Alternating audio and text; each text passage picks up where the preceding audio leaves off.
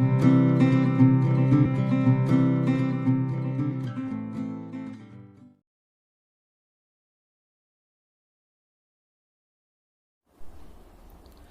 Students, कैसे हैं आप लोग। आज हम लोग चैप्टर 10 स्टार्ट कर रहे हैं। Cell cycle and cell division. बेटा, हम लोगों को पता है कि एक सेल से 2 सेल बनते हैं, ठीक है। एक सेल से क्या बन रहा है, 2 सेल बनते हैं। तो जो सेल होता है जिससे 2 सेल बनते हैं, हम उसको क्या बोल सकते हैं, दैट इज दी, ये क्या है, पेरेंट सेल। दो सेल बनते हैं उसको हम लोग बोलते हैं that is the daughter cells. Clear बेटा। अब हमें पता है कि ये अलग कौन करवाता है, इसके अंदर का कौन है, इसके अंदर जो न्यूक्लियस है, न्यूक्लियस के अंदर कौन होगा, that is the chromosome. Clear. Chromosomes के अंदर क्या होते हैं, दैट इज द डीएनए। और डीएनए किससे बना होता है, that is our genetic material. और जेनेटिक मटेरियल को हम लोग क्या बोलते हैं, that is the genome. Okay. और ये जेनेटिक मटेरियल किससे बने होते हैं, जीन्स से बने हुए होते हैं। ओके। तो हम लोग क्या बोलेंगे, जो सेल साइकिल है उसको हम लोग डिफाइन करेंगे, सेल साइकिल को, कि वो एक तरह का सेल का डुप्लीकेशन है। It means that cell duplicates its genome, उसके जेनेटिक मटेरियल को डुप्लीकेट करता है एंड सिंथेसाइज यानी बनाना, and synthesize the constituents of the cell. Okay. Or divides into the two daughter cells. Okay. This is our cell cycle. ये लिख लीजिएगा notebook में। ओके। अब ये क्या है, कंटिन्यूअस प्रोसेस है, एक स्टेज से दूसरे स्टेज में जाता है, उस टाइम पे ये डीएनए क्या हो जाता है, बनना शुरू होता है। और क्रोमोसोम्स होते हैं वो क्या होते हैं, रेप्लिकेट होते हैं। रेप्लिकेट का मीनिंग होता है बेटा टूटना। एक सेल से दूसरे सेल्स में जब जाता है तो उसको हम लोग बोलते हैं वो रेप्लिकेशन प्रोसेस करता है। वैसे ही हम लोग एक नेक्स्ट टॉपिक लेते हैं, that is phases of cell cycle. Okay. ध्यान से समझना, 12th में भी इसका बेसिक हम लोगों को यूज होगा। अब हमें पता है कि कोई भी एक टिपिकल यूकैरियोटिक सेल साइकिल हम लोग पढ़ते हैं ह्यूमन सेल्स के बारे में, तो एक जो सेल होता है, ठीक है, वो हमेशा एक ही बार ही डिवाइड होता है। हर एक 24 आवर्स में ये डिवाइड होना शुरू करता है। ओके। और इसका जो ड्यूरेशन होता है सेल का, वो कितना है, दैट इज दी 24। और उसी के जैसा ही वो बनाएगा, और जैसा सेल होगा उसी के टाइप जैसा ही वो बनाना शुरू करेगा। एग्जाम्पल हम लोग लेते हैं कि सेल साइकिल 90 मिनट्स में होता है, it is only about 90 minutes. Okay. And the cell cycle is divided into the 2 main basic phases.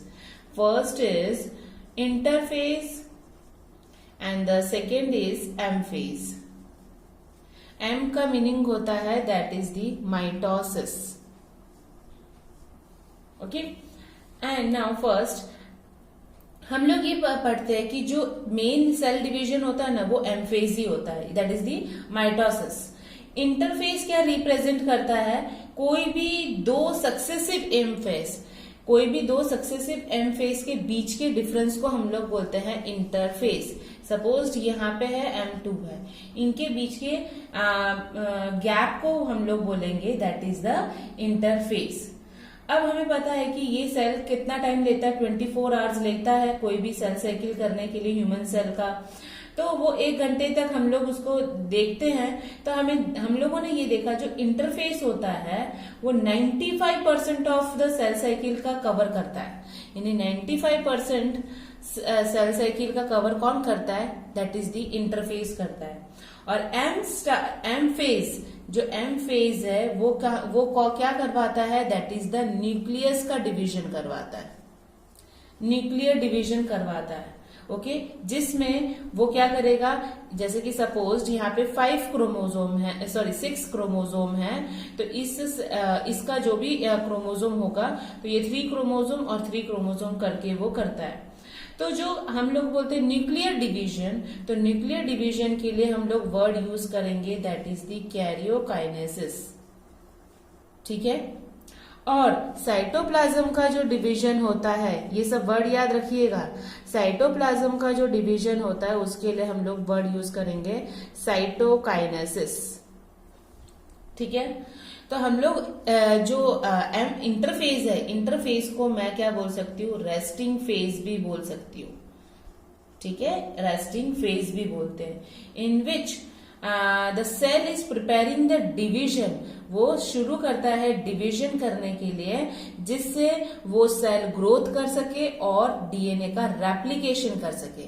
तो इंटरफेस क्या करवाता है बेटा, सबसे पहले इंटरफेस क्या करवाएगा, वो रेस्टिंग फेज भी करवाता है और सेल का ग्रोथ भी करवाता है, सेल ग्रोथ भी करवाता है और डीएनए का रेप्लिकेशन भी करवाता है, डीएनए रेप्लिकेशन। ओके, अब नाउ इंटरफेस क्या होता है, अगेन ये इंटरफेस अगेन 3 मेन फेज में डिवाइड होता है, G1 फेज, S फेज और G2 फेज। क्लियर, सबसे पहले हम लोगों ने क्या पढ़ा था, सेल साइकिल का एक इंटरफेस पोर्शन होता है, एक एम फेज होता है। इंटरफेस किस में डिवाइड हो रहा है, G1, S और G2। ठीक है, चलो अब हम थोड़ा सा उसको और डिस्क्रिप्शन में पढ़ते हैं। तो फर्स्ट फेज इंटरफेस का कौन सा आता है, that is the G1 phase आता है। ठीक है, वो क्या होता है, it is interval between, please ये नोट्स आप लोग अपने नोटबुक में बनाइएगा, इंटरवल बिटवीन माइटोसिस, ओके, और जब डीएनए का रेप्लिकेशन शुरू हो जाता है, उन दोनों के बीच का जो ये गैप होता है, इनिशिएशन ऑफ डीएनए रेप्लिकेशन, तो उसको हम लोग बोलते हैं that is the G1 phase. ठीक है, ये क्या होता है, सबसे ज्यादा एक्टिव भी रहता है, मेटाबॉलिकली एक्टिव रहता है और कंटिन्यूअसली ग्रो करता है, ये कंटिन्यूअसली ग्रो करता है। पर इसमें हम लोगों ने बोला है कि रेप्लिकेशन शुरू करवाता है, पर रेप्लिकेशन होता नहीं है। ठीक है, इट डज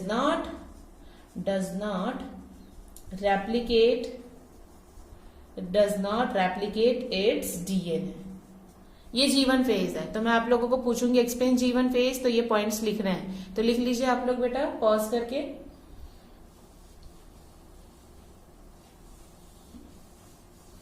अब आता है that is the S phase.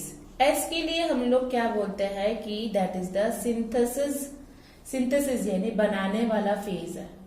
तो ये क्या है, अ पीरियड ड्यूरिंग, ये किस टाइम पे होता है, पीरियड ड्यूरिंग विच, अब डीएनए टूट चुका है, ठीक है, तो डीएनए सिंथेसिस टूट चुका है ना, तो डीएनए सिंथेसिस और रेप्लिकेशन होता है, उस फेज को हम लोग बोलते हैं एस फेज। ठीक है, इस टाइम पे क्या हो जाता है, जो डीएनए होता है, द डीएनए क्या हो जाता है, सेल में डबल्स हो जाता है, एक सेल से 2 सेल में। ठीक है, सपोज हम लोग बोलते हैं कि भाई 2 नंबर का ये क्रोमोजोम है, तो वो किस में हो जाएगा, 4C नंबर का क्रोमोजोम हो जाएगा। ठीक है, इट मीन्स दैट कि there is no increase in the chromosome number. ठीक है, इसमें क्रोमोजोम नंबर का कोई भी लेना देना नहीं है, no increase of chromosome number. ठीक है, कोई भी सेल डिप्लॉयड होता है जिसके अंदर 2n नंबर का क्रोमोजोम है, जो G1 फेज में हमें दिख रहा है, तो S फेज में मुझे वो क्या मिलेगा, वो नंबर ऑफ क्रोमोजोम हमेशा सेम रहता है। पर डीएनए क्या हो जाएगा, डबल होगा। सपोज G1 नंबर पे, G1 में मुझे डिप्लॉयड है 2n है, और S फेज में मैं देखती हूँ तो भी वो क्या हो जाएगा, 2n नंबर ही सेल्स मुझे देखने को मिलता है। ठीक है, अब ये जो एस फेज है, हम एनिमल सेल में की बात करते हैं तो वो डीएनए का रेप्लिकेशन न्यूक्लियस में शुरू करता है। ठीक है, अब हम लोग ये जो एस फेज है, ये सारे पॉइंट्स लिखना बेटा।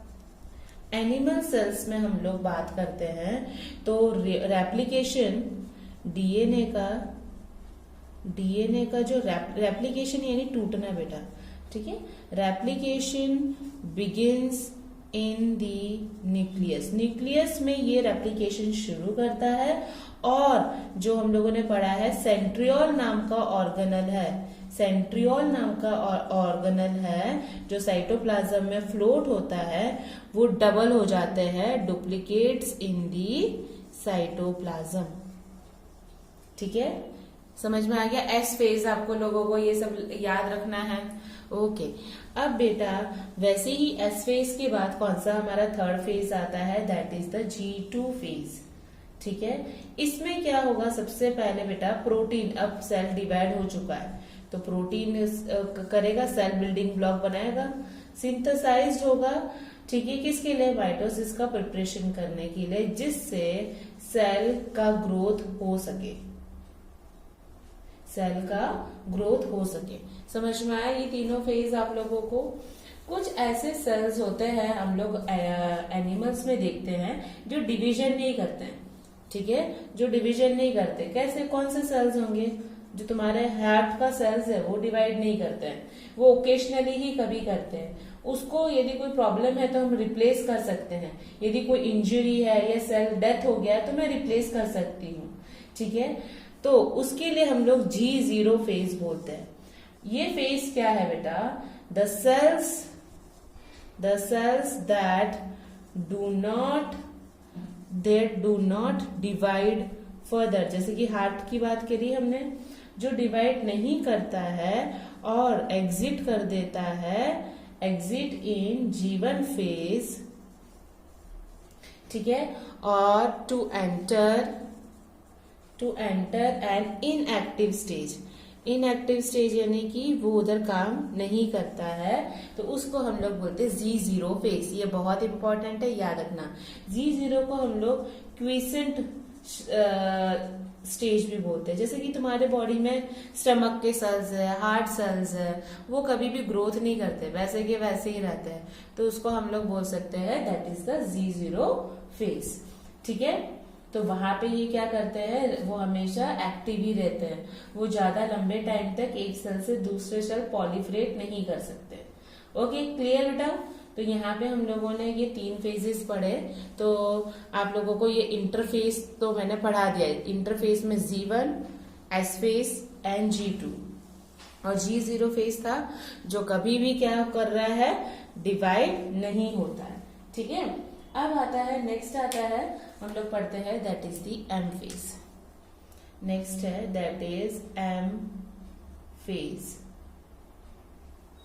ओके, एम फेज क्या है, जो बहुत ही ज्यादा लंबे पीरियड में हम लोगों को देखने को मिलता है। पर क्या है, लंबे पीरियड में तो हमें इंटरफेस ही देखने को मिलेगा, छोटे पीरियड में पर वो लंबा काम करता है, तो वो होता है that is the M phase.